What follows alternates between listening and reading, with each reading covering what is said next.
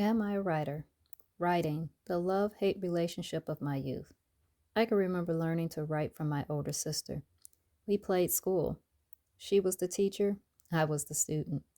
As one of my first teachers, she had a lot of patience now that I think about it. She made up games, she read to me, and made learning fun. It was time to go to school, real school. Put on the first day of school outfit and carry a lunch school. I was very excited. I thought it was going to be like play school at home, one on one attention, games that made it fun to learn, and plenty of funny voices during story time. Wow, need I say it? Yes, I must.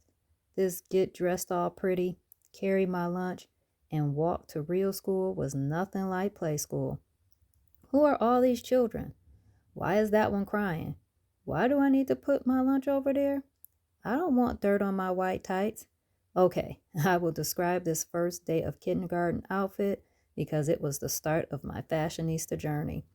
When I tell you the excitement I had for this outfit, I looked at it over and over again until it was time to put it on for the first day of school.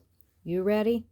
It was a white blouse with a red tie, a black and white pleated skirt, white tights, and black patent leather shiny shoes. You could not tell me that I wasn't the best dressed kindergarten student that day. Okay, back to this new school and the requirements. Time to write. What do you want me to write? My name?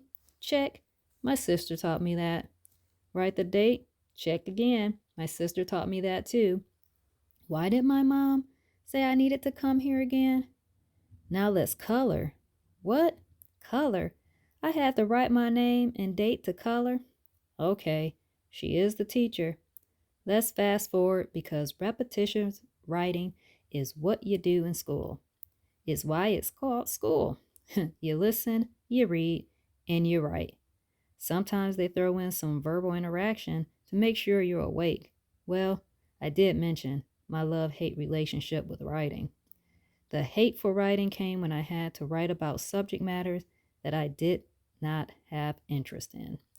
Forced writing has not been a thing for me all through school.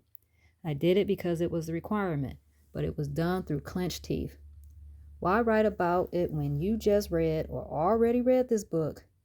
Am I really going to tell you something you don't already know? How is this really going to move the needle forward for any of us? If I don't want the bad grade, then writing it is. Time to time travel. It is now the third child later, and there was plenty of corporate writings, such as standard operating procedures, work instructions, user manuals, and proposals. Did I mention that I have been in college for a long time? 17 and a half years to get my associate's, about 4.5 to get my bachelor's degree, and the good old MBA during COVID. So there was still quite a bit of writing going on. It wasn't until I realized that I didn't have writings to leave to my children. That is when my hate of writing turned into love.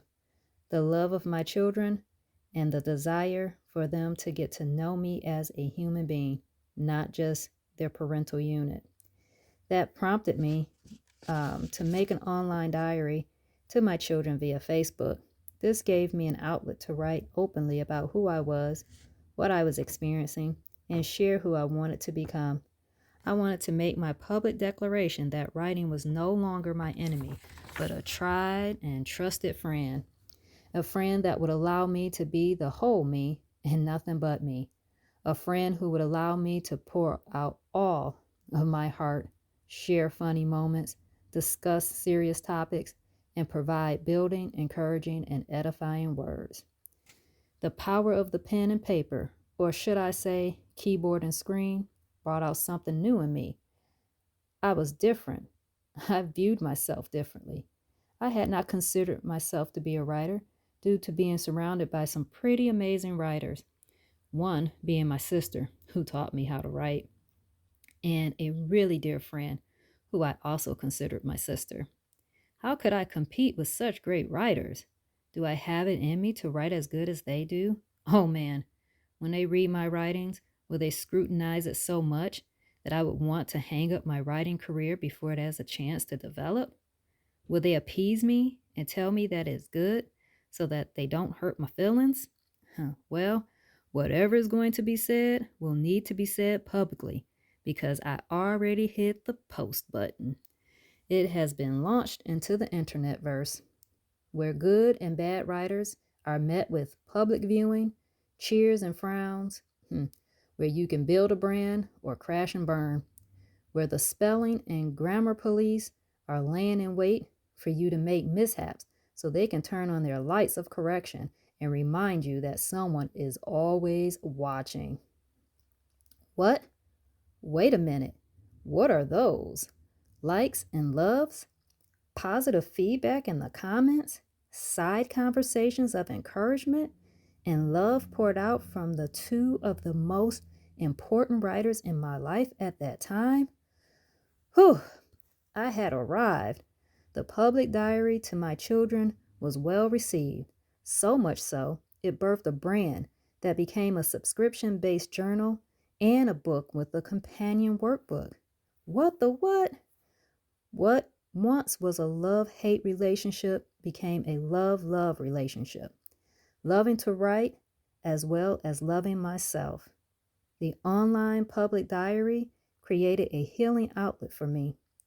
It helped me to overcome fears of rejection and taught me to believe in my talents, abilities, gifts, and skills. This is a reminder that there is a writer in all of us. Whatever you write, when you write, allow it to be from the heart. Write the positive, write the negative, write the good, bad, and indifferent. Write to yourself, to your past self, to your present self, to your future self. Write to those you love. Remember this, writing is unique to you and your experiences. As the narrator of your world, you hold the pen, pencil, Sharpie, and keyboard to the world you create. Allow your writing to fuel your creativity, build your confidence, encourage growth, and edify your soul. Let your writing take you to a new journey on your destination